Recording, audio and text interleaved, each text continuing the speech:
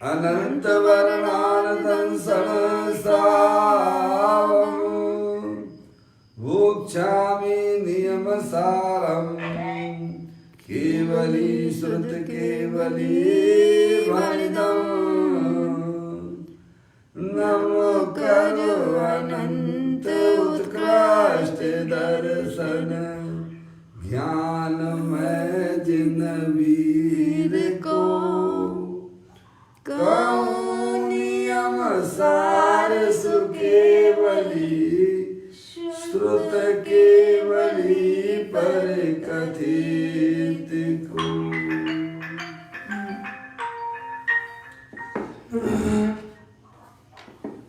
श्री नियम सार जी नामक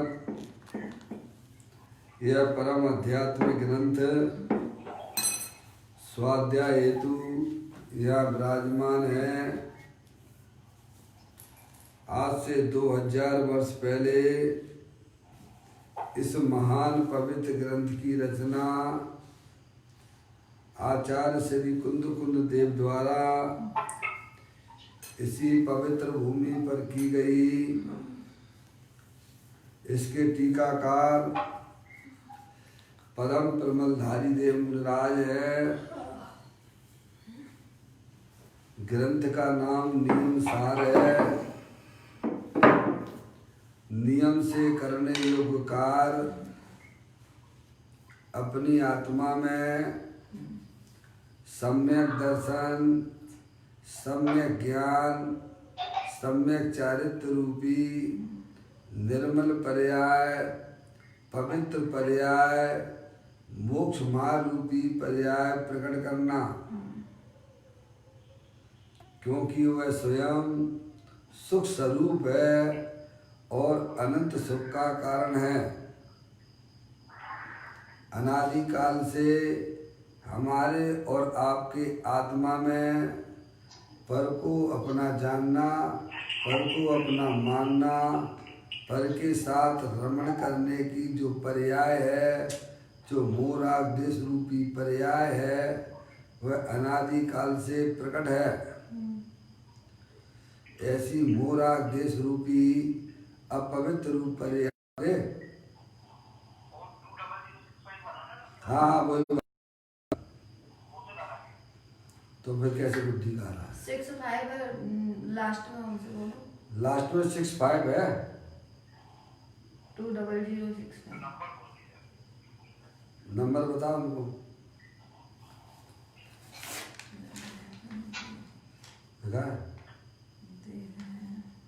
मुझे दे दो लाओ। नहीं है 9-4 करके है बेटे एक देखना इनका नंबर, पारसमणि का नंबर 2065 लास्ट में है वैसे। चलिए आप चुप रहिए, आप वो आके बताइए। 9-4 क्या है? अनादि काल से हमारे आपके आत्मा में वो बुद्धि का नंबर दे देना। वो है कागज उनके पास में, इसमें से निकालना तो उसमें से निकालना। किसको देना? उनको अजय भाई को देना है। या गुड्डी को लगा लो, इसमें मौसी का लग रहा है क्या? देखो मौसी को लगा पहले और गुड्डी का नंबर दे दो। गुड्डी का ही था कि मौसी का था? गुड्डी का।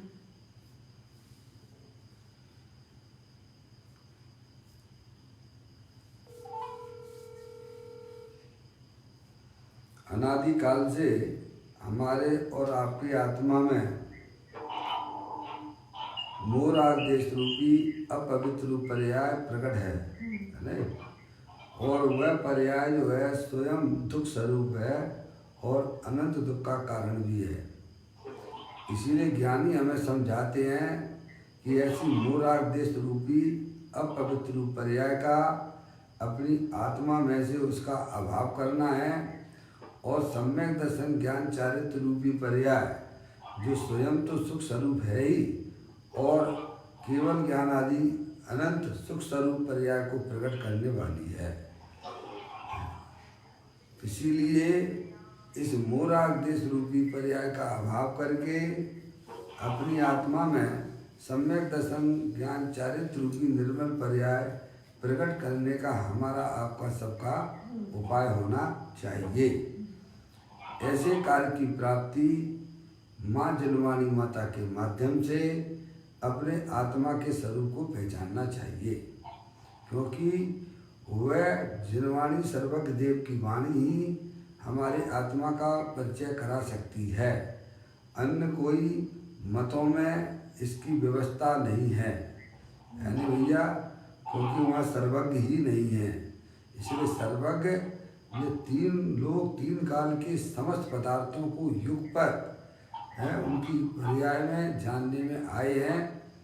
इसलिए सर्वज्ञ की वाणी ही है आत्मा के स्वरूप को है बता सकती है। तो कहते हैं कि अपने आत्मा को जानने से जो द्रव्य के अंदर अनंत शक्तियाँ हैं उनका प्रभाव पर्याय में हो जाता है। कौन है? चलिए गुड्डी आ गई, इधर लाइन पे आ गई है ना?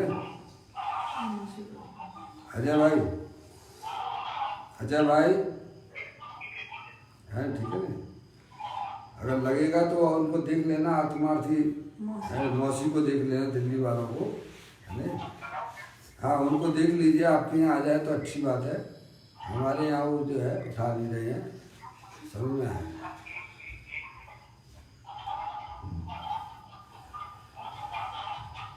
तो जो है आत्मा को जाने बिना है जो द्रव्य के अंदर जो शक्तियाँ तीनों काल विद्वान हैं, अगर हमें उन शक्तियों को पर्याय में प्रकट करना है, शक्तियाँ है ना, समझ रही, प्रत्येक आत्मा अनंत शक्तियों के भंडार वाला है और हमारा आपका सबका यही एक कर्तव्य है कि उन शक्तियों को सबसे पहले माँ जनवाणी माता के माध्यम से उनका परिचय करना। क्या भैया हैं, आप भले ही धर्म के नाम पर जो भी कुछ करना है करते रहिए, उसका कोई निषेध नहीं है, लेकिन कहते प्रथम में प्रथम अपने आत्मा को स्वरूप को जानना चाहिए, क्योंकि जब तक हम अपने आत्मा के स्वरूप को नहीं पहचानेंगे तब तक उन जो शक्तियाँ तो हैं पर उनकी पर्याय में अभिव्यक्ति नहीं हो सकती है। समझ में आया भैया? इसीलिए ज्ञानी हमें बारंबार यही समझाते हैं कि पहले आप अपने आत्मा के स्वरूप को पहचानो, आप कौन हो, है भैया? आप अपने आप को मनुष्य जानो, स्त्री जानो, है भैया? 4 गति 84 लाख शरीर वाला जानने से मानने से वे शक्तियों का उनका विकास नहीं होता है, वे शक्तियाँ पर्याय में उत्पन्न नहीं हो सकती हैं। और हमारा आपका सबका कर्तव्य यही है क्या कि हम सबसे पहले अपने आप को पहचानने का प्रयत्न करें, है ना भैया? तो इसीलिए ज्ञानी हमें उस आत्मा को माँ जनवाणी माता के माध्यम से उनका परिचय किया जाता है और फिर वह आत्मा समझदार हो जाता है पर्याय में। तो शरीर रागादिक जो है वे वास्तव में कर्मकृत वस्तुएं है, अनादिकाल से हमारे और आपकी आत्मा के साथ में 8 कर्मों का संयोग अनादिकाल से है, यानी हम जैसे जैसे परिणाम करते चले आते हैं उनके निमित्त से हमारे आत्मा के साथ में कर्मों का बंधन होता चला जाता है और वे जब समय पाकर हमारे हर समय नए नए कर्मों के उदय शरीर में आते हैं, बाद में प्रतिकूल अनुकूल संयोग मिलते हैं, अपनी आत्मा में मोरा देश की पर्याय होती है। समझ में आया भैया? समझ में आई? तो उसकी श्रृंखला को तोड़ना है। क्या भैया? जो जन्म मरण की श्रृंखला है, जो द्रव्य कर्म से भाव कर्म और भाव कर्म से जो द्रव्य कर्म है, समझ में आया? यह श्रृंखला को तोड़ना हमारे लिए बहुत ही जरूरी है। समझ में आया भैया? जैसे बाहर में कोरोना वायरस की श्रृंखला को तोड़ने के लिए सारे विश्व के लोगों ने कमर कस ली है। क्या कस ली है? क्या कमर कस ली है भाई साहब? कोरोना वायरस की श्रृंखला को तोड़ने के लिए विश्व के प्रत्येक प्राणी ने ऐसी कमर कस ली है ना, ऐसे ही हमें भी है भैया ऐसी कमर कस लेना चाहिए है कि ये 4 गति 84 लाख योनियों के जो जन्म मरण है उनका अभाव करने के लिए कमर कसना चाहिए। समझ में आया भैया? उसकी विधि और विधान ज्ञानियों ने ग्रंथों के अंदर लिखा है। समझ में आया भैया? तो कहते हैं कि अपना आत्मा जो वस्तु है वह अनंत शक्तियों के भंडार वाला है भैया। और इस शरीर रागादिक ये सब कर्म कृत वस्तुएं है भैया। समझ में आया? इस शरीर का टिका रहना ये आयु कर्म के अधीन है। समझ में आया भैया? आती बात समझ में? शरीर में जो रोगादिक होते हैं वह भी एक कर्म कृत है वो सब वेदनी कर्म के निमित्त से है। समझ में आया भैया? इसीलिए उधर कोई ज़्यादा विशेष ध्यान देने की जरूरत नहीं है। हमें मूल बात जो वस्तु है उस पर ध्यान देना चाहिए क्या भैया? क्योंकि उसमें हमारा आपका कुछ भी बस की बात नहीं है। समझ में आया ना भैया? जैसे जैसे हमारे आत्मा के साथ में कर्म बंधे हैं ना भैया, उनके उदय आएंगे, उसमें आप क्या कर लोगे भाई?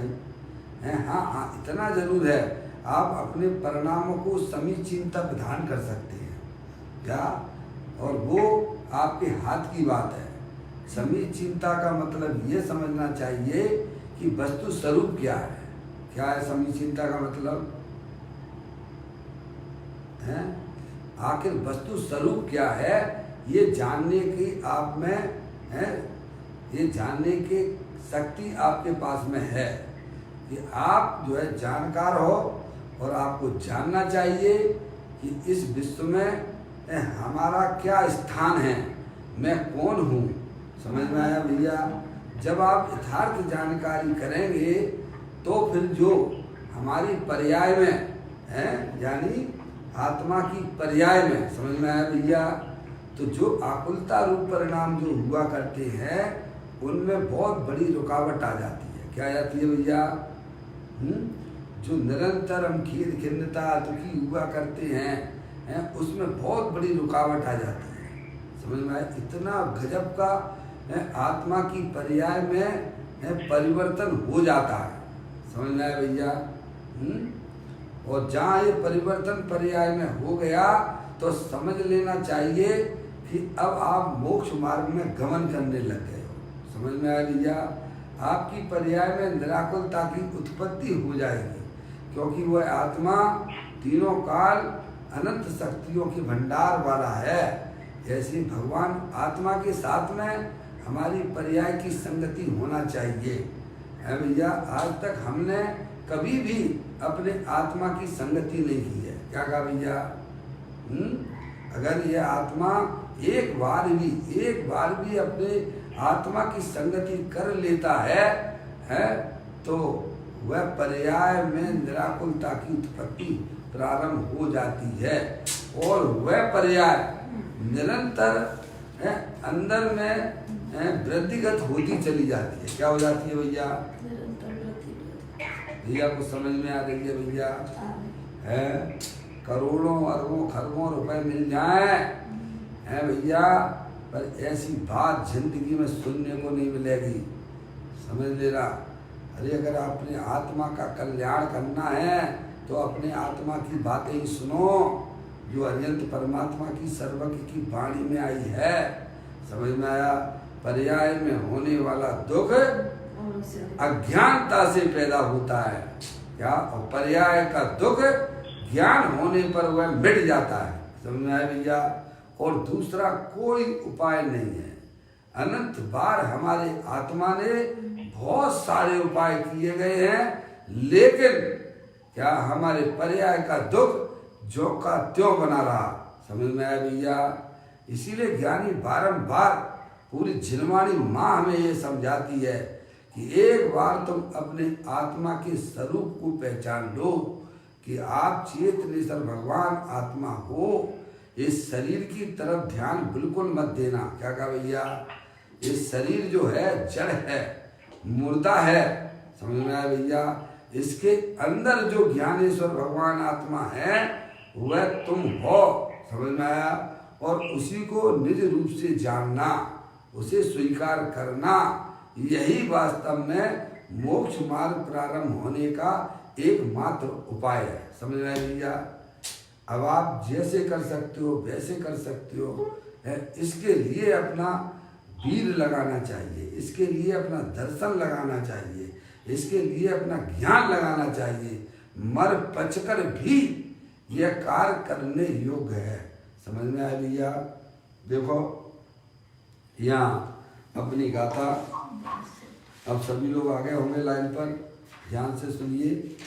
देखे गाथा नंबर 62 यहाँ नियम सार जी की चल रही है, चौथा अधिकार चल रहा है, व्यवहार चारित्र अधिकार नाम है, और उसमें समिति की चर्चा है, भाषा समिति की चर्चा है। पाठ कर लेते हैं। पैसून कर कस हास पर निंदा प्रशंसा आत्म की, छोड़े गए हित कर वचन उसके समिति है वचन की। मुनराज हैं, 28 मूल गुण का पालन करने वाले हैं, उनके 28 मूल गुण होते हैं। नहीं, मुनराज जो होते हैं पैसून यानी चुगली भरे वचनों का कभी भी उपयोग नहीं करते हैं। उनकी आत्मा की पर्याय में इस प्रकार के अशुभ वचन, अशुभ विकल्प होते ही नहीं है। पहली बात तो ये, करने की बात तो बहुत दूर की हो गई। क्या कहा भैया? मुनराज है, निरंतर उन्हें क्या काम करना भैया? अपनी आत्मा में मस्त रहना। क्या करना भैया? मुनराज की जो पर्याय है ना है भैया, वो निरंतर अपने आत्मा में मस्त रहती है। समझ में आया? उन्हें ही वास्तविक मुनराज कहते हैं। समझ गए? तो मुनराज की पर्याय में जब अशुभ राग ही नहीं है तो ये चुगली वाले वचन वह बोलेंगे कैसे? है भैया? नहीं आई समझ? जैसे किसी के अंदर जब कसाई चली गई है तो वह पंचेंद्रिय का विषय भोगेगा कैसे? उसके लिए भी तो कसाई चाहिए कि नहीं चाहिए? है भैया? बोलो। हैं? आप लोग तो सब ज्ञानी हो भाई, समझ में आया कि नहीं आया? अरे पंचेंद्रिय के विषय भोगने के लिए अंदर में कसायों की जरूरत होती है कि नहीं होती है? है? बोलो। अरिहंत परमात्मा है, उनके कसाय नहीं है, तो वे क्या पंचेंद्रिय के विषय भोगती है क्या? है?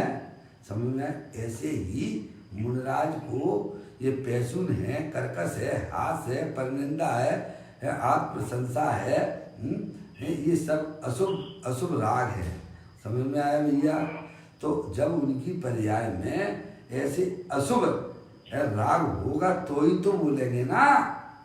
है? फिर तो निरंतर अपनी आत्मा में रहती है भैया। थोड़ा बहुत राग उनकी पर्याय में भी रह गया है, अभी उनको अरिहंत तो सिद्ध अवस्था शेष रह गई है। तो 28 मूल गुणों का वह आगम के अनुसार पालन करते हैं। समझ में आया? तो शुभ विकल्प है वहाँ पर, है अशुभ विकल्प के अभाव में ऐसे पैसून, कर्कश, हास, परनिंदा, प्रशंसा, पर की निंदा, प्रशंसा, ऐसे अशुभ विकल्प उनकी पर्याय में ना होने से ये वचनों का भी ये कार्य नहीं देखा जाता है। अब जो शुभ राग रह गया है अभी उनको पूर्ण वीतराग दशा की प्राप्ति नहीं हुई है, तो वे आत्महित रूप वचनों का ही प्रयोग करते हैं। क्या कहा भैया? हैं जिसमें अपने आत्मा के लिए भी कल्याणकारी हो और दूसरों के लिए भी कल्याणकारी हो, तो वो कल्याण की बातें ही करेंगे। क्या करेंगे भैया? वो कौन सी चर्चा होगी? दिन रात आत्मा का चिंतन, आगे क्या लिखा? दिन रात आत्मा का चिंतन, मृदु संभाषण से यही कथन। क्या भैया? समझ आया? वंदना भगवान कैसे बैठते हैं? भगवान सारा लेके बैठते हैं क्या? हम क्यों निद्रा में चले जाते हैं?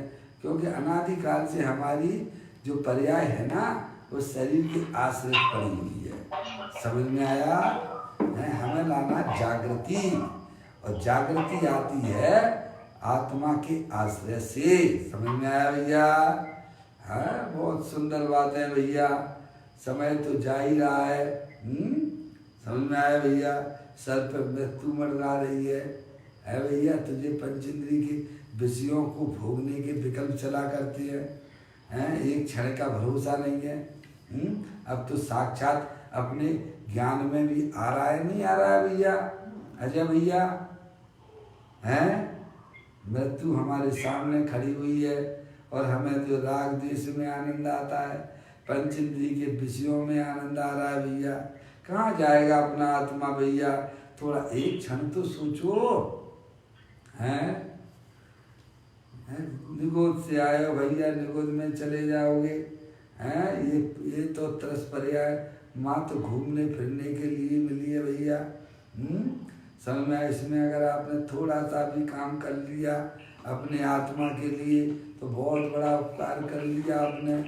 अपने आत्मा को 4 गति 84 लाख योनियों की परिभ्रमण से आपने बचा लिया। नहीं पड़े रहोगे, कीड़े बने रहोगे, उल्टे पैर करते रहोगे, बिलबिलाते रहोगे, कौन तुम्हें सीधा करने वाला मिलेगा भैया? अपने आत्मा पे करुणा करो।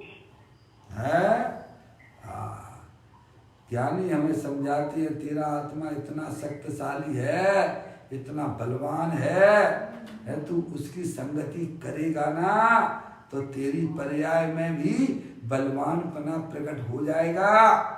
समझ में आया? ऐसे अच्छे लोगों की संगति करना है भैया, गलत लोगों की संगति नहीं करना। उससे तेरी पर्याय में है भैया कमजोरी आती है, तेरी पर्याय जो है पामर हो जाती है। अंदर है ना चेतनेश्वर भगवान आत्मा ऐसा बलशाली है जिसका ना कभी उत्पन्न होता है ना कभी वह नाश को प्राप्त होता है। समझ में आया? जिसका सेवन सिद्ध परमात्मा अनंत काल तक करते ही रहती है। तुम 5-10 मिनट तो कर लो भाई, हैं भैया? थोड़ा थोड़ा तो करो। अरे सिद्ध परमात्मा, अरिहंत परमात्मा भर भर के पीते हैं, अतीन्द्रिय आनंद का घूंट पीते हैं। अरे अपन थोड़ा बहुत तो पी लो ना भाई। हैं क्यों भैया? ऐसे आत्मा का आनंद पीने की इच्छा नहीं होती है क्या? है भैया? उसकी संगति करना पड़ेगी प्रभु। गलत लोगों की संगति में तेरी पर्याय में पामरता है, दुख की पर्याय है। समझ में आया? इसीलिए मुनिराज वही हितकारी वचन बोलेंगे जो स्वयं के लिए भी कल्याणकारी हुआ करते हैं और दूसरों के भी कल्याण में निमित्त हुआ करते हैं। समझ में आया भैया? देखिएगा, यह चर्चा आपकी भाषा समिति के माध्यम से चल रही है और इसी गाथा और टीका के ऊपर पूज्य गुरुदेव श्री ने जो यहाँ पर व्याख्यान किया है वो अपन यहाँ पर पढ़ रहे हैं। कितना पृष्ठ पे आ गया भैया? 108 पृष्ठ पे है। मुनिराज के आगे कितना नंबर लगाते हो आप? 108 ही लगाते हो ना? मुनि बनना है कि पर्याय में? अरे मुनि बनना कष्टकारी नहीं है, ध्यान रखिएगा। मुनि बना तो यूँ समझना चाहिए कि अब वो सिद्ध हो गया। क्या कहा भैया? उसकी पर्याय अब जो है अपने चैतन्य गुफा के अंदर घुस गई है और अतीन्द्रिय आनंद में लवलीन हो रही है भाई। समझ में आया भैया? 108 पृष्ठ देख लीजिएगा। देखो,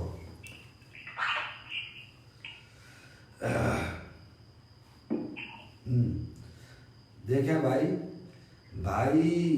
मैं दूसरा क्या कहता हूँ यह समझ में आता है क्या? अनंत गुण की सन्मुखता वाली पर्याय। क्या भैया? अनंत गुण की सन्मुखता वाली पर्याय विकल्प वाली होती ही नहीं है। समझे आप? आत्मा की पर्याय आत्मा जैसी होगी क्या? वह राग जैसी होगी, आत्मा जैसी होगी। क्यों भैया? अरे इंसानों के बच्चे इंसान जैसे होंगे कि तिर्यंच गति जैसे होंगे?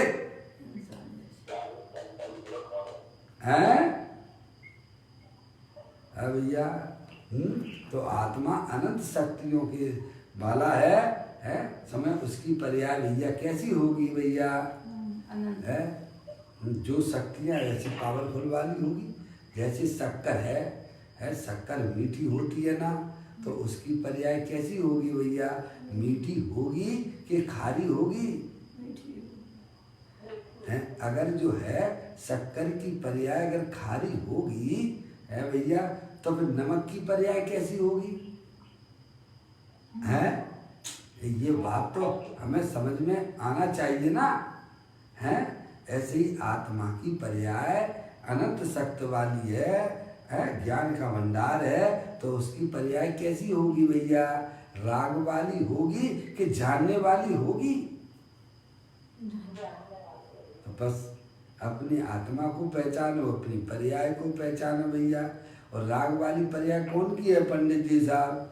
अरे उसकी शकल तो कर्मों से मिलती है, समझ में आया भैया?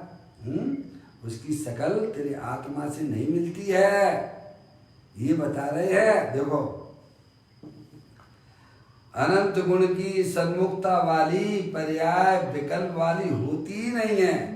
जिस पर्याय ने अपने ज्ञायक प्रभु परमात्मा का अवलंबन लिया, आश्रय लिया, वह पर्याय में विकल्प होते ही नहीं है। विकल्प यानी राग है भैया। जो पर्याय आपकी अंतरोन्मुखी हुई है भैया, वो तो भंडार खुल गया। क्या हो गया भैया? है अनंत गुणों का भंडार भैया खुल जाता है समझ में आया भैया? जो पर्याय अपने ज्ञायक प्रभु परमात्मा का आश्रय लिए हुए है, अवलंबन लेती है, उस पर्याय में भैया राग यानी दुख की पर्याय होती ही नहीं है, क्योंकि अब वह अपने आनंद स्वरूपी आत्मा का सेवन कर रही है। आत्मा पूर्ण निराकुलता स्वरूप वाला है और आत्मा ने जब पर्याय ने उसका आश्रय लिया है भैया, तो उस पर्याय में भी निराकुलता उत्पन्न हो गई। तो ये काम हमको क्यों नहीं लगता है? 24 घंटा भैया पैसा कमाने में लगे रहते हो, 24 घंटा पर की तरफ ही देखते रहते हो। अरे स्त्री का सेवन कर लूंगा तो सुखी हो जाऊंगा, बढ़िया बढ़िया भोजन कर लूंगा तो सुखी हो जाऊंगा, दूसरों की निंदा प्रशंसा करते रहोगे सुखी हो जाएंगे। क्या मिलेगा उसमें तुझे? है अरे सुखी होने के लिए तूने बैर मुख होकर अनादिकाल से एक ही तो काम किया है, पर आज तक तेरी आत्मा की पर्याय में सुख की प्राप्ति नहीं हुई है। क्योंकि सुख जो है अपनी आत्मा के अंदर भरा हुआ है। तू वहां जाएगा तो तेरी पर्याय में सुख प्राप्त हो जाएगा। ये कह रहे हैं, क्या कह रहे हैं? वो सुख रूपी पर्याय तो अज्ञानता में से पैदा होती है। समझना है भैया? जो पर्याय अपने त्रिकाले ध्रुव भगवान आत्मा को जानती है, अपने आत्मा को मानती है कि मैं आत्मा हूँ, वह पर्याय अंतरोन्मुखी हुआ करती है और उस पर्याय में दुख की पर्याय का अभाव हुआ करता है और सुख उत्पन्न हो जाता है। क्या भैया? मम्मी आज करो काल करो अनंत काल बाद करो, करना तो यही पड़ेगा। दूसरा सुखी होने के लिए कोई उपाय नहीं है। आगे बात समझ में भैया? अब कैसे कर सकते हो भैया? ये तुम्हें सोचना है, हमें सोचना है। ज्ञानी तो हमें यही समझाती है। क्या भैया? कहते हैं अनंत गुण की सन्मुखता वाली पर्याय विकल्प वाली होती नहीं। विकल्प यानी जो पर्याय अपने ज्ञायक प्रभु परमात्मा का आश्रय लेती है, उसमें दुख नाम की चीज नहीं होती है। क्या कहा भैया? और जो पर्याय शरीर के आश्रय में बैठी हुई है भैया, अरे सब दुखों का कारण अगर कोई है दुनिया में तो वह अज्ञानता है। शरीर को अपना जानना है, शरीर को अपना मानना है। क्या? जहाँ अपने शरीर में अपनापन स्थापित हो रहा है तो समझना चाहिए उस पर्याय में कसायों का प्रभाव तेजी से चलता है। क्या भैया? जहाँ आपने अपनी मान्यता ठीक कर ली मैं तो चेतनेश्वर भगवान आत्मा हूँ, तो बेकार वहां पर छुट्टी को प्राप्त हो जाती है। क्या हो जाते हैं? भैया दुख भाग जाता है। जैसे रावण ने राम का रूप धारण किया तो उसकी पर्याय में सीता के प्रति गलत भावना उसकी कपूर की तरह उड़ जाती है। क्या समझ में आया भैया? ऐसे ही तो हमें ज्ञानी समझाते हैं ना, अरे भाई अपने आत्मा को स्वीकार करो, मैं चेतनेश्वर भगवान आत्मा हूँ, अनंत शक्तियों के भंडार वाला हूँ, उसमें बेकार की छुट्टी हो जाती है। समझ में आया भैया? ये कह रहे हैं, देखो पढ़ो आप एक एक शब्दों को। अनंत गुण की सन्मुखता वाली पर्याय, समझ में आया? द्रव्य और पर्याय होता है, इसके अलावा जगत में वो क्या है बताइए आप, मुझे समझाइए आप। क्या भैया? ऐसी जगत में कोई वस्तु है जो द्रव्य और पर्याय वाली ना हो? पर्याय के बिना कोई द्रव्य होता है क्या? द्रव्य बिना पर्याय के होता है क्या? है भैया? डॉक्टर साहब, डॉक्टर साहब है ना इन पर? आप एक वस्तु बता दो भैया, हम ज्यादा बातें नहीं करते भैया, है उतनी काम की बातें करना भैया। एक वस्तु ऐसी बता दीजिए आप जो द्रव के बिना पर्याय होती हो और पर्याय के बिना द्रव होता हो। है भैया? है धर्म क्या चीज है, आज तक हमने उसकी बातें सुनी नहीं है। समझ में? बस भगवान के सामने खड़े रहना है और लाचार जैसे भगवान मेरे घर में का समय है, रुपया पैसा इकट्ठा करवा देना, हे भगवान मुझे परीक्षा में पास करवा देना, हे भगवान हे भगवान हे भगवान हे भगवान। भगवान कहता है हूँ भगवान हूँ भगवान हूँ भगवान हूँ भगवान हूँ भगवान हूँ भगवान की माला जप। समझ में? ये पामर वाली पर्याय को आत्मा के साथ में रहने का कोई अधिकार नहीं है। समझ में आया? ये अरिहंत परमात्मा का आदेश है, ये अरिहंत परमात्मा का संदेश है। समझ में आया भैया? उसकी पर्याय जब आत्मा अनंत शक्ति वाला है तो उसकी पर्याय भी कैसी होगी? अनंत शक्ति वाला। अरे राजा की रानी कैसी होती होगी? है भैया? है? अरे राजा की रानी कैसी होती होगी भाई? थोड़ी कल्पना तो करो ना। दुनिया भर की बेकार व्यर्थ की कल्पना करते हो, पैसा इकट्ठा कर लेंगे तो सुखी हो जाएंगे, बढ़िया बढ़िया व्यंजनों को खा लेंगे तो हमारी आत्मा में तृप्ति मिल जाएगी। मूर्ख, आत्मा पर द्रव्य का ग्रहण ही नहीं करता है, आत्मा पर द्रव्य को छूता तक नहीं, उसका बोला जाने वाला है द्रव्य दृष्टि जिनेश्वर में। समझ में आया भैया? आत्मा की पर्याय जो पर्याय अपने अनंत गुणों का वर्ण करती है, आश्रय लेती है, वह पर्याय में भैया विकल्प की उत्पत्ति नहीं होती है। विकल्प तो अज्ञानता की पैदाइश है। क्या है? राग जो है अज्ञानता की पैदाइश है। समझ में आया भैया? देखो यहाँ कहते हैं अनंत गुण की सन्मुखता वाली, आगे बात समझ में भैया? अनंत गुणों की सन्मुखता वाली पर्याय, पर्याय सन्मुख होती है। अनादिकाल से हमारी पर्याय जो है ना, पर्याय तो अपनी है पर वो दूसरों के साथ सन्मुख हो रही है। क्या दूसरे के साथ में क्या सन्मुख हो रही है? ये रुपया पैसा मेरे है, ये स्त्री मेरी है, ये दुकान मेरी है, ये रुपया पैसा भैया मेरे हैं। समझ में आया भैया? मैं कितने मकान का मालिक हूँ भैया? हैं 4 मेरे मकान हैं पंडित जी साहब, आप नहीं जानते हो।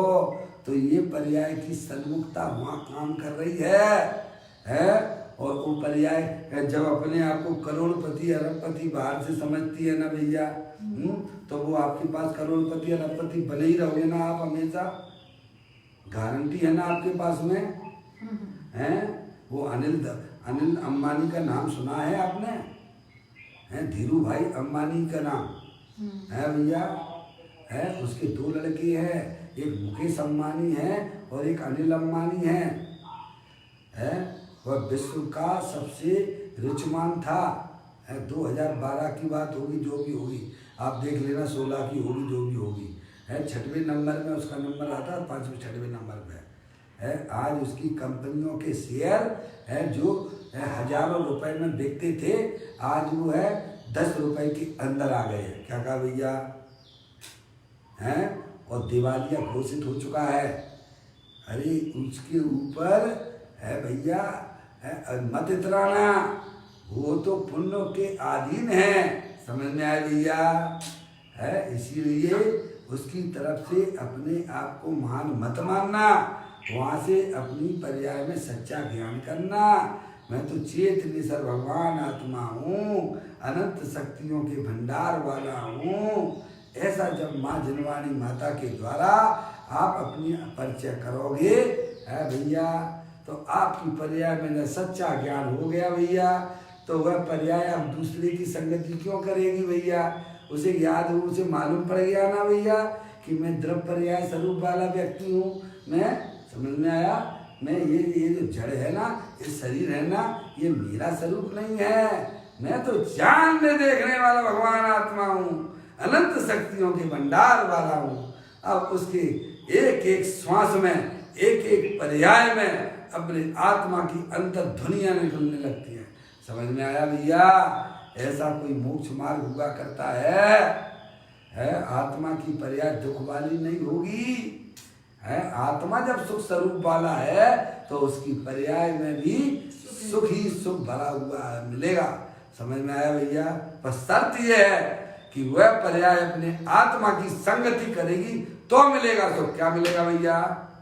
ध्यान रखिए, आत्मा है तो बहुत ही शक्तिशाली, लेकिन हम उस आत्मा का परिचय ना करें, हम उस आत्मा की संगति ना करें भैया, तो इसमें दोष तो तुम्हारा ही है। कोई कर्म कुछ नहीं करते हैं। क्या भैया? कर्म विचारे कौन, भूल मेरी अधिकार, अग्नि सहे घनघात, लोई की संगति पाए। समझ में आया भैया? तो यहाँ कहते हैं अनंत गुण की सन्मुखता वाली पर्याय विकल्प वाली होती ही नहीं है। विकल्प यानी दुख रूप होती ही नहीं है, परंतु निर्विकल्प और अनंत सामर्थ्य वाली होती है। पर्याय कैसी होती, राजा की रानी कैसी होती होगी भाई, है भैया? ऐसे ही अपना चेतनी सर भगवान आत्मा त्रिलोकीनाथ राजा है, उसकी पर्याय कैसी होगी? अरे कुछ तो कल्पना करो, दुनिया भर की कल्पना करते रहते हो, यथार्थ वस्तु का भी तो स्वरूप की बात सोचो, है भैया? तो कहते हैं निर्विकल्प अर्थात निर्विकल्प और अनंत सामर्थ्य वाली होती है। कैसी होती है? देखो सिद्ध भगवान की पर्याय कैसी है भैया? आपको दिख रही है कि नहीं दिख रही सिद्ध भगवान की पर्याय? आत्मा को देखोगे तो सिद्ध भगवान की पर्याय दिखेगी, शरीर को देखोगे, परद्रव्यों को देखोगे तो वह सिद्ध भगवान की पर्याय तुम्हें दिखने वाली नहीं है। समझ में आया भैया? जिसने आत्मा को जाना उसने सबको जान लिया, अब जानने लायक कुछ उसके लिए जीवन में रहा ही नहीं है भैया? समझ में आया भैया? तो सिद्ध भगवान की पर्याय है कैसी है? अनंत सामर्थ्य वाली है। क्यों भैया? वह पर्याय अनंत सामर्थ्य वाली कहाँ से आ गई है भैया? है कहाँ से आ गई है? उसने अनंत सामर्थ्य वाले आत्मा राजा के साथ में शादी की है ना, है भैया? कोई लड़की थी दुबली पतली है, गरीब थी है, आज इतने पैसे वाली कैसे हो गई है? आज तो इसके नखड़े ही नहीं मिलते हैं भाई, हैं? क्या भैया? अरे ऐसा क्या हो गया इसमें, एकदम बदलाव कहाँ से आ गया? अरे उसकी शादी हो गई ना, है भैया? अरे किसी लड़की की शादी, गरीब लड़की की शादी किसी राजा के लड़के के साथ में अगर सगाई भी हो जाती है ना, तो उसमें उसके घर में ही उसका बदलाव आ जाता है। क्या कह रहे? अभी शादी नहीं हुई है, मात्र सगाई हुई है, इंगेजमेंट हुआ है तब ही भी उसी की पर्याय में भैया बदलाव आता है कि नहीं आता है? है भैया। जैसे उसे मालूम पड़ गया अरे मेरी तो जो है राजा के लड़के के साथ में इंगेजमेंट हो गया है भैया। आप देखिएगा उसके चलने की बोलने की सारी जो है कैसे अंदर का परिवर्तन आया है भैया।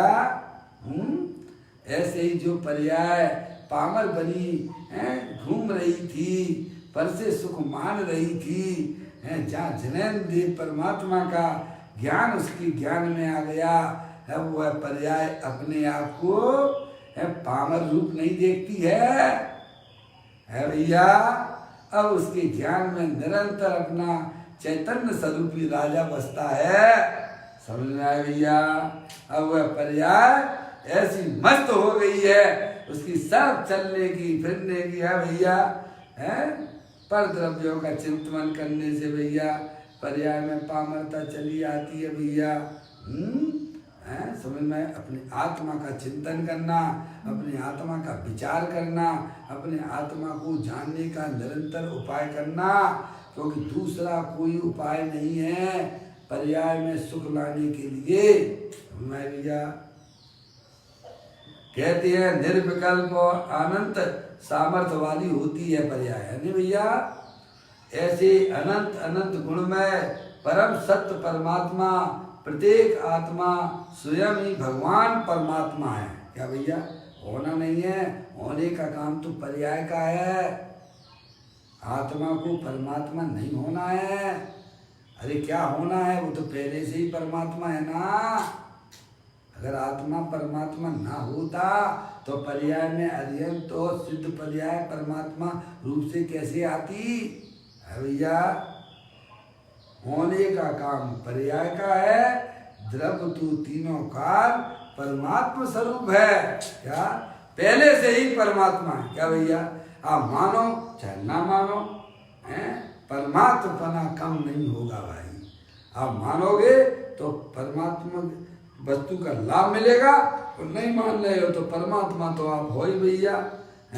परमात्मा होने पर भी परमात्मा का लाभ नहीं ले रहे हो, ये तो हमारी तुम्हारी अज्ञानता ही हुई ना। जैसे हमारे पिताजी जो है ना राजा हों और हम राजा होने का उनका लाभ ना लें तो गलती किसकी है इसमें? मूंगफली का ठेला लगाए हुए भैया तो तुम्हारे पिताजी राजा महाराजा है भैया, तो उसमें गलती किसकी है? लड़के की गलती है ना। तू ऐसा क्यों नहीं समझता है कि तू राजा है, राजा का लड़का है, तुझे ये मूंगफलियों के ठेले लगाने की कोई जरूरत नहीं है। इतने अपने पिताजी से लड़ाई झगड़ा क्यों कर लिया तूने? तो ये कष्ट जो तेरी देखे जा रहे हैं ना, ये तूने अपने पिताजी से लड़ाई झगड़ा कर लिया। थोड़ा सा भैया विनय पूर्वक उनसे पिताजी मेरे से गलती हो गई है, इतना विनय रखो भैया तो तेरा जीवन कितना सुंदर हो जाएगा भैया। ऐसे ही अपने पर्याय जो है भैया उसे समझाओ। अरे तू तो त्रिलोकी नाथ है प्रभु, है भैया। ऐसे समझाओ, आत्मा स्वयं गुरु है। इससे बढ़िया गुरु आपको दुनिया में नहीं मिलेगा, है भैया। खूब चिराग लेके घूमते फिरना, है भैया। आत्मा स्वयं ही भगवान भी है और आत्मा स्वयं गुरु भी है। क्या समझना है डॉक्टर साहब? है समझना है? आप स्वयं डॉक्टर भी हो और आपको स्वयं का रोग भी है, तो इलाज कौन करे? कि दूसरे डॉक्टर के पास जाओगे क्या आप? अरे भाई आप स्वयं अगर रोगी हो तो आप स्वयं ले लीजिए। जैसा हमको बुखार आ गया जरा देख लीजिए क्या कारण है। अरे मूर्ख है, तो दुनिया भर के लोगों के बुखार की दवाइयाँ देता है और अपने बुखार की दवाई नहीं ले पाएगा क्या? ऐसे ही भैया आत्मा स्वयं गुरु है, उसको समझाओ अंदर में, है भैया। बारंबार समझाओ। अरे तू तो त्रिलोकी नाथ है, तुझे शर्म आना चाहिए कि सुख के लिए तू स्त्री के पास भागता है भैया। इतनी समझाइश देना कि नहीं देना उसे? है, तू पंचेंद्रिय के विषयों के पीछे भागता है। अरे तू स्वयं ही तो सुख स्वरूप है ना। ऐसे बारंबार उसे समझाओगे और उसकी समझ में आ जाएगा और उसके होने वाली पर्यायों के दुख विलय को प्राप्त हो जाएंगे। क्या भैया? इसलिए स्वयं भी भैया गुरु बनना पड़ेगा आपको अपना। स्वयं ही आपको अपना देव तो हो ही आप है भैया। और स्वयं चलता फिरता शास्त्र भी हो जाओगे भैया।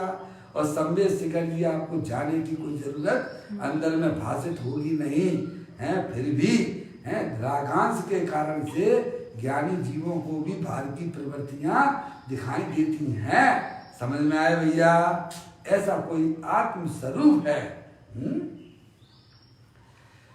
कहते हैं प्रत्येक आत्मा स्वयं ही भगवान परमात्मा है। तो ऐसे अनंत अनंत गुण मय स्वरूप प्रभु आत्मा विराजमान है। आपको कहीं से नहीं लाना है भैया। आप स्वयं ही हो है भैया। सबके पल्ले लाल, लाल बिना कोई नहीं। और घाट खोल देखी नहीं ताते भयो कंगाल। समझ में आया भैया? आत्मा स्वयं ही परमात्मा स्वरूप रूप से है। अनंत गुणों के भंडार वाला है। वह आत्मा विराजमान है? मंदिर में जाते हो भैया, हैं भगवान के दर्शन करने जाते हो। अप्पू भैया, अप्पू भैया, अरे आवाज नहीं आ रही भैया?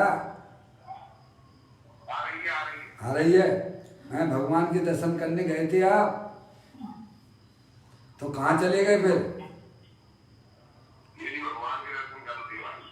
हाँ डेली करते हो, बहुत अच्छी बात है। दूसरे भगवान के दर्शन करने गए तो कहाँ गए ये बताओ? वो गलती की कि नहीं की आपने? अगर है जी मुझे इतना बताओ, है हमारी पर्याय ने गलती की, उसकी सजा मिली कि नहीं मिली आपको?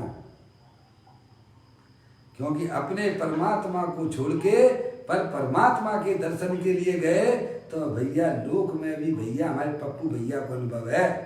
समझ में आया भैया? हाँ अरिहंत भगवान की बातें मानना। अरे जैसे जो है सरकार की बातें मानते हो ना कि कोरोना वायरस आपको डस लेगा, उतना उतना अपने आत्मा के लिए भी समझना। हम अपनी पर्याय को बैरमुखी करेंगे तो हमें उसकी सजा मिलेगी। समझ में आया भैया? उसमें किस पुलिस वाले का दोष है क्या? बोला पुलिस वाले का दोष है? वो गलती हमारी है। अपनी गलती को गलती स्वीकार करो। है समझ में आया? मेरी गलती है कि मैं बैरमुखी होकर पर परमात्मा के दर्शन के लिए क्यों गया। समझ में आया भैया? गलती अपनी नजर आना चाहिए है, गलती दूसरे की कभी होती ही नहीं है। क्या भैया? राम ने सीता को वनवास में भेज दिया। किसको भेज दिया? और ऐसी अवस्था में भेजा जब वे प्रेग्नेंट थी। क्या कहा भैया?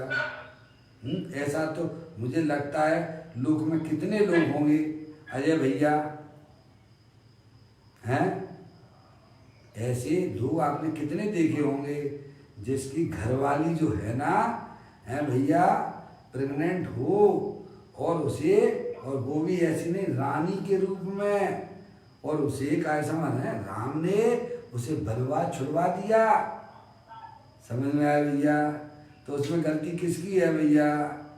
चलो सीता जी से ही पूछ लेते हैं। सीता जी आप बताओ उसमें गलती राम की है कि नहीं है? तो कहते बिल्कुल भी नहीं है। क्या कहा भैया? किसकी है गलती? अरे बोलो। सीता कहती गलती मेरी ही है। पूर्व भव में मैंने ऐसे कर्म बांधे थे, है मुनियों के ऊपर लालछन लगाया था, वह आज हमारे उदय में आया है। इसमें राम की कोई गलती नहीं है। अरे पार्श्वनाथ भगवान का जीव मुनि अवस्था में अपने ध्यान में बैठा हुआ है और कमट उनके ऊपर है पत्थर बरसा रहा है। तो बोलो गलती किसकी है? अरे बोलो ना। पप्पू भैया, हाँ जी। गलती किसकी है? पार्श्वनाथ भगवान तो अपने ध्यान में बैठे हुए आराम से शांति से हैं, दुनिया जाए भाड़ में और ज्ञानानंद खाओ हाड़ में। क्या भैया हैं, उनकी पर्याय तो ये काम कर रही थी है, और कमट जो है ऊपर उनके पत्थर बरसा रहा था, तो गलती किसकी है इसमें?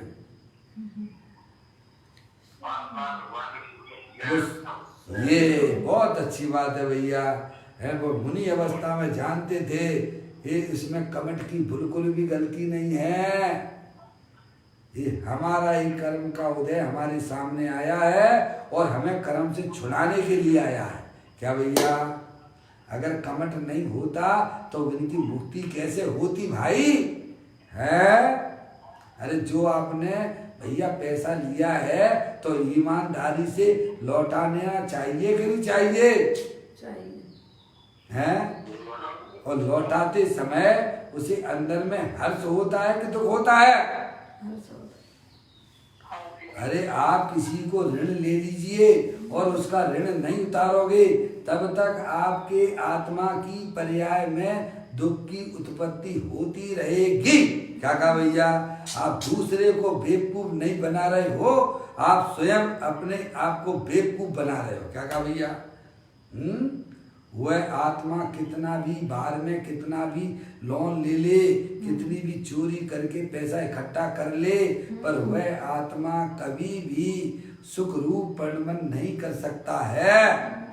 ईमानदारी से अगर आप कार्य करोगे है भैया, चाहे भले सूखी रोटी खा लेना, किसी के साथ बेईमानी का परिणाम नहीं करना है भैया। पप्पू भैया है, ईमानदारी का आनंद की बात कुछ और होती है।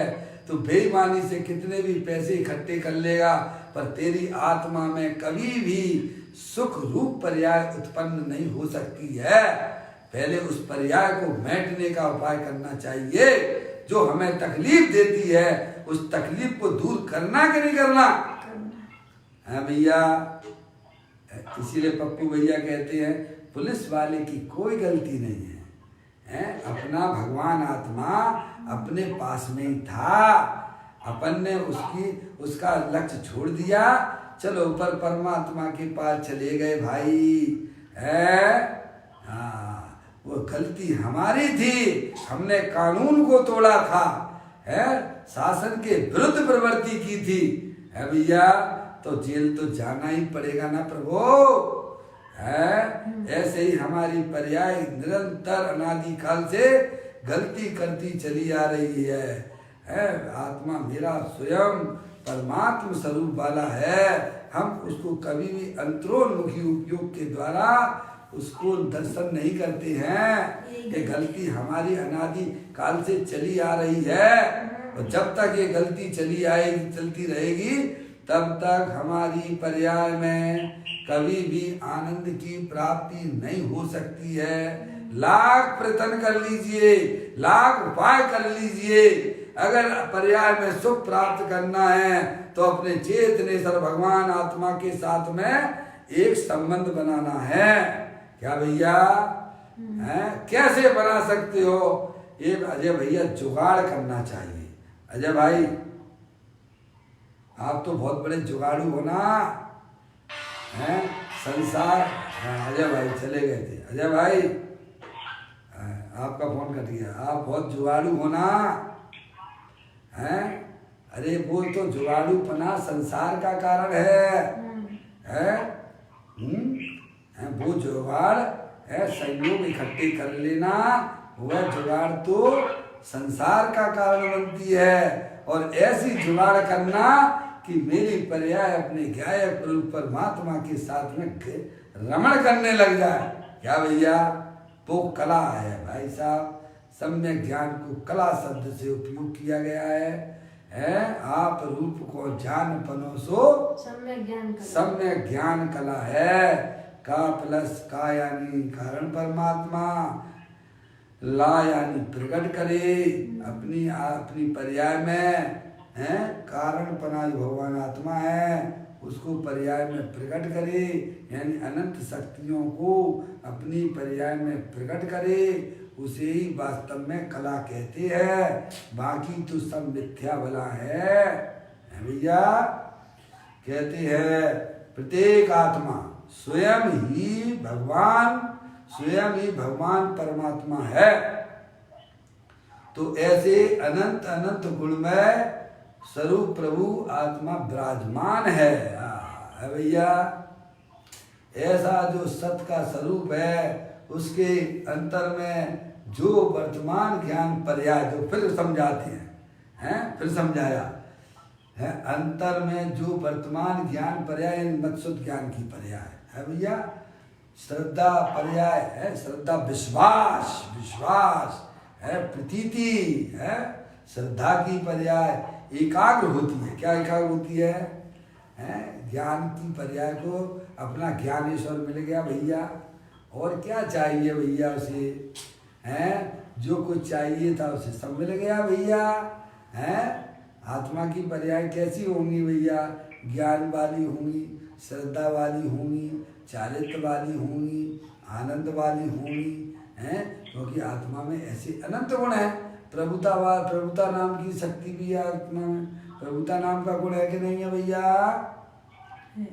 अनंत शक्तियों में आचार्य अमृतचंद देव ने 47 शक्तियां बताई हैं, उनमें प्रभुता नाम की शक्ति है या नहीं है भैया?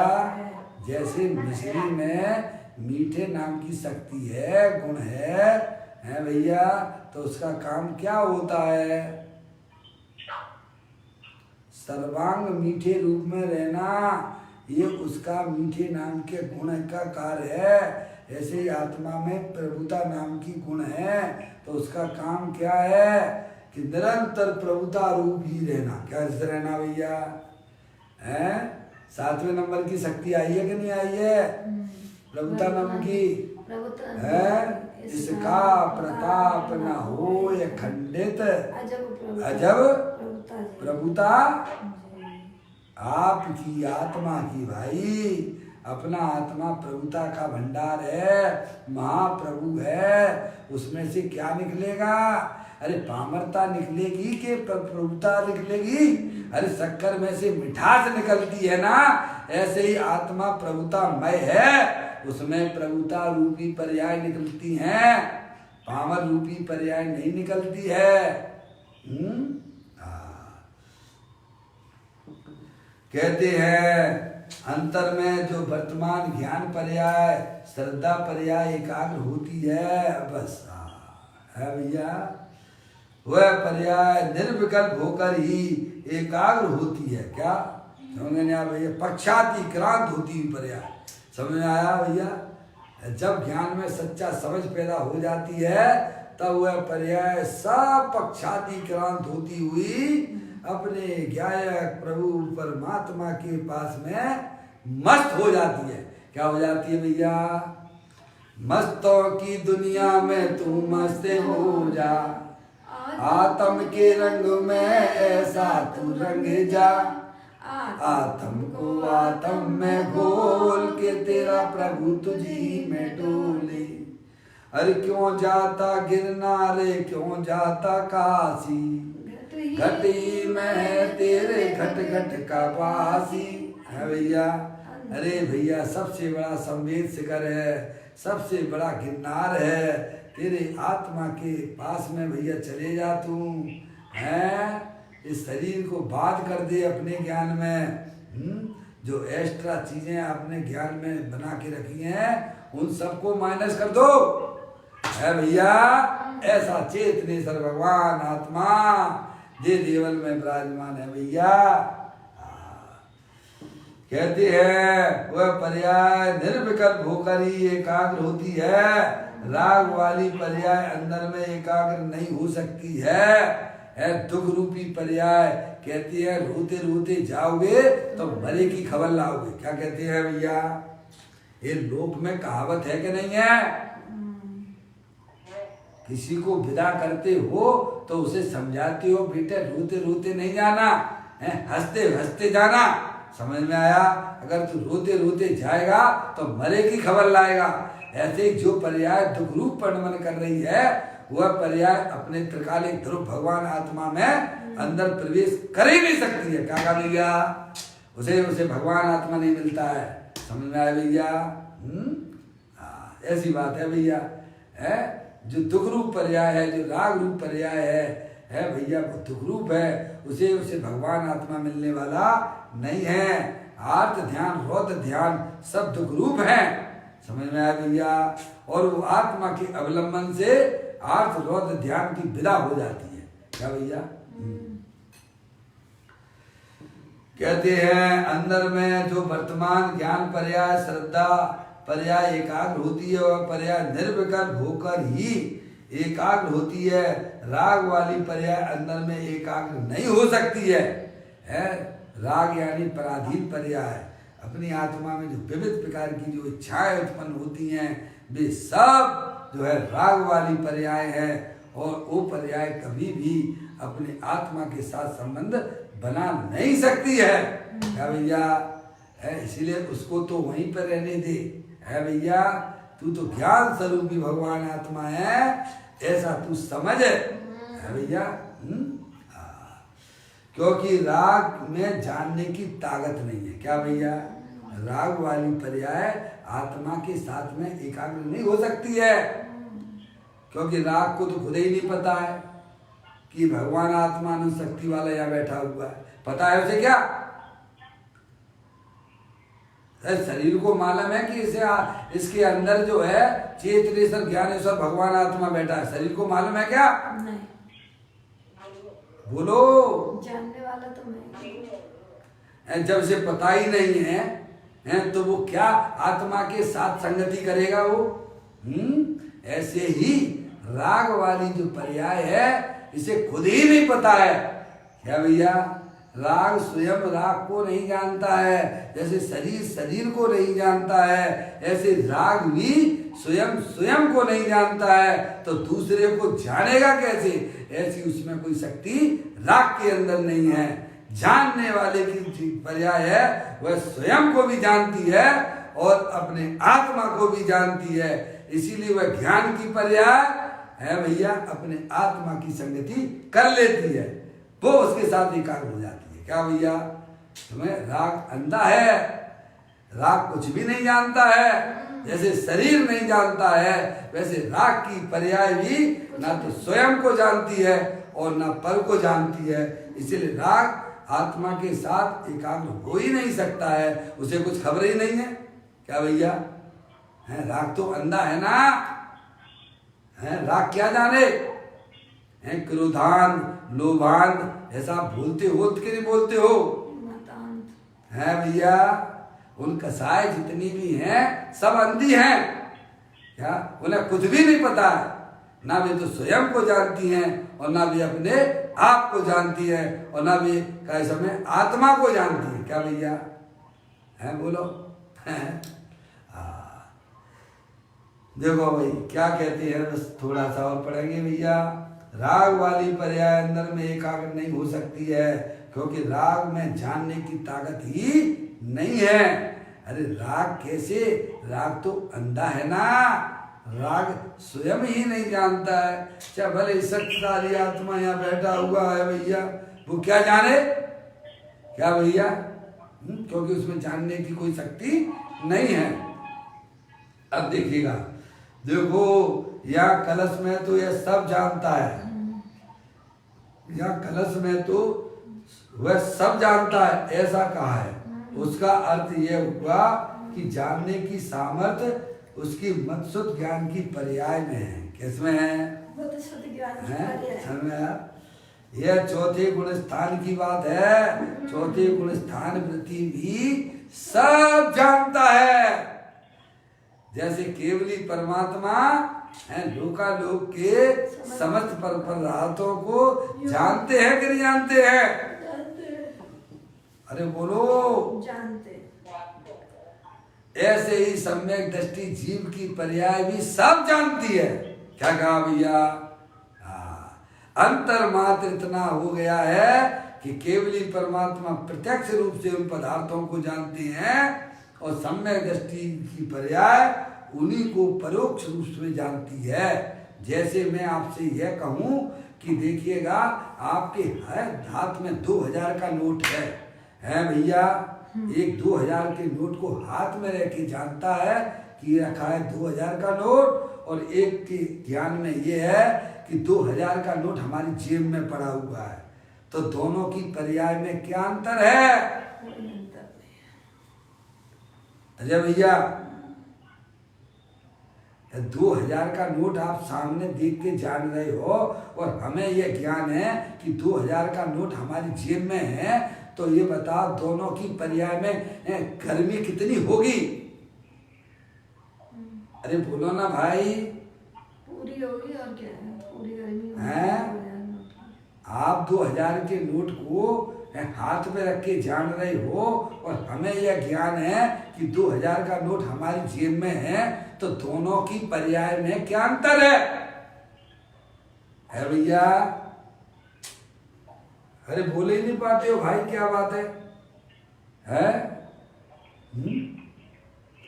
दोनों है जी,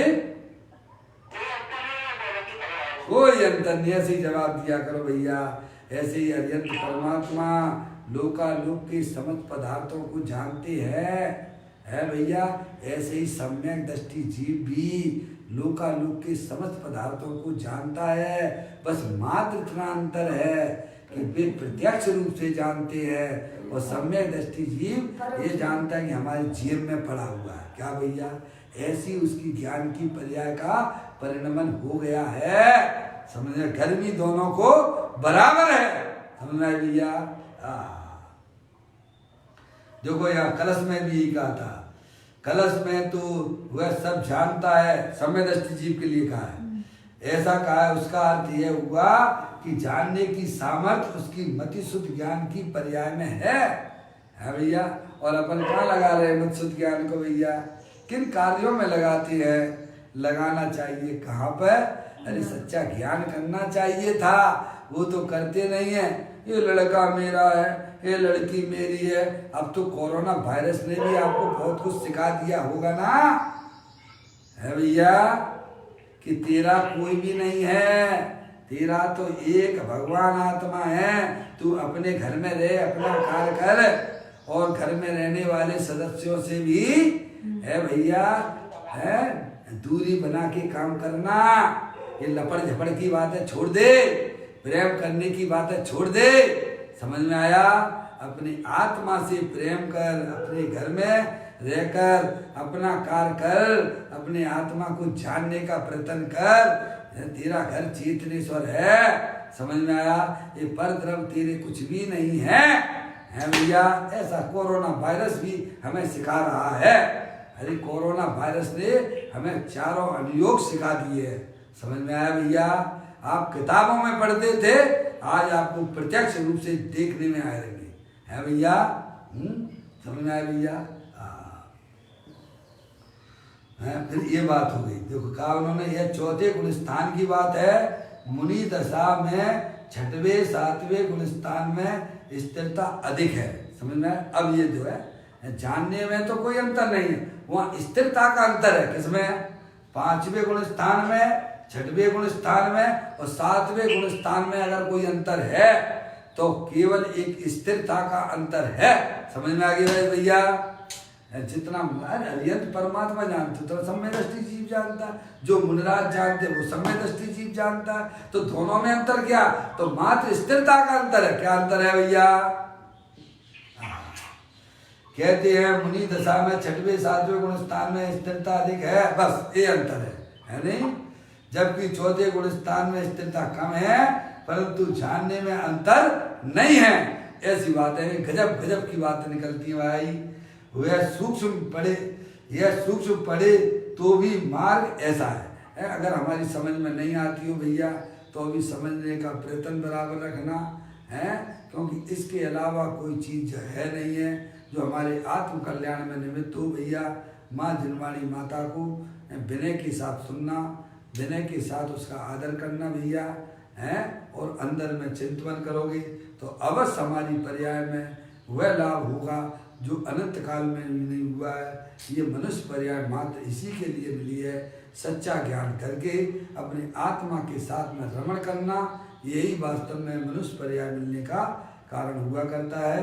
अभी चर्चा अपनी शेष है, वो आगे की रहेगी। निज निधि निज में बताई, ये अनंत अनंत उपकार है, उसके लिए जिन वाणी माँ को वंदना सतबार है, वंदना सतबार है। 9 बार नमोकार मंत्र।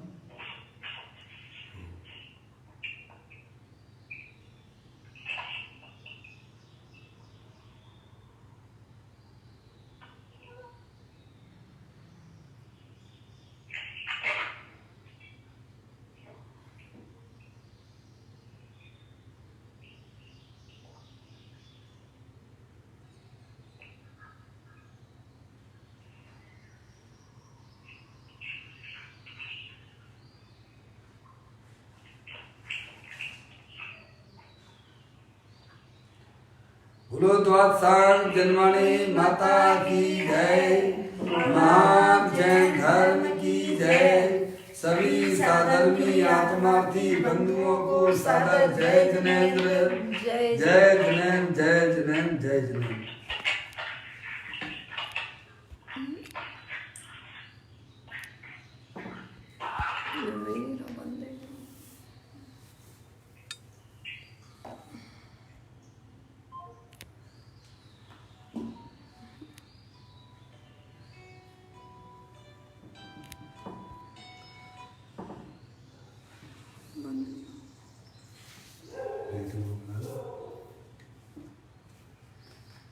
चलो मैं देखता हूँ।